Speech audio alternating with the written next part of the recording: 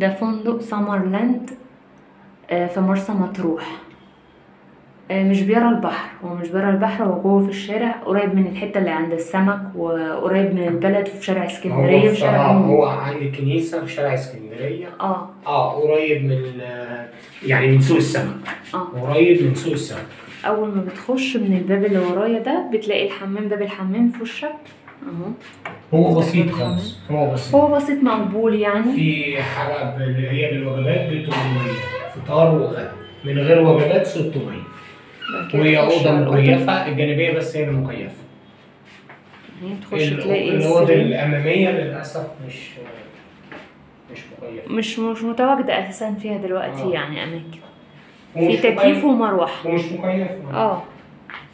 وفي اوض ببلكونه، دي اوضه من غير بلكونه جانبي، هي اللي كانت متواجده وفيها تكييف دلوقتي فالواحد خدها، فيها تلفزيون وتلاجه اهي. اوضه جانبيه مش بترى حاجه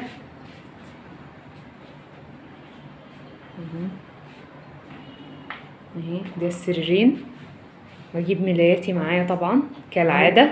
قولي السعر ب 600 جنيه في الليله. سمرلاند في مرسى مطروح. طبعا احنا في شهر 7، فشهر 7 معروف الدنيا بتبقى مصر كلها في مرسى مطروح اساسا. في 800 بالوجبات. في 800 بالوجبات، فطار وغدا. بس انا ما بحبش الوجبات بقى. انت في شارع اسكندريه، حواليك كل حاجه، حواليك بتوع السمك، حواليك محلات الاكل.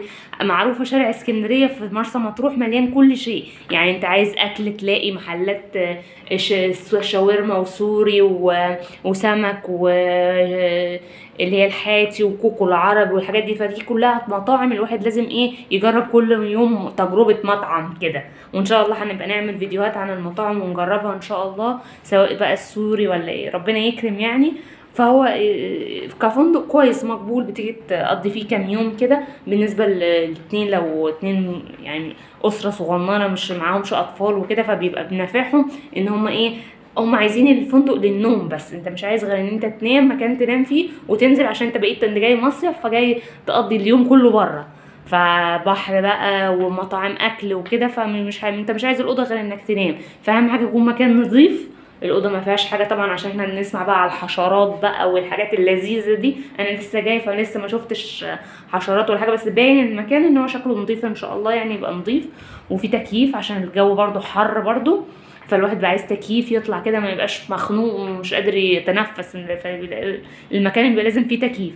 فان شاء الله مرسى مطروح لذيذه ان شاء الله، وتبقى رحله سعيده ان شاء الله، وربنا يكرم وتبقى حلوه ونعمل فيديوهات ان شاء الله. وده فندق سمرلاند في مرسى مطروح، وهبقى اعمل واقول عنه برضو بعد يعني فيديو صغير كده ان شاء الله. في الاخر بقول لكم التجربه لما اقضي الايام فيه ان شاء الله.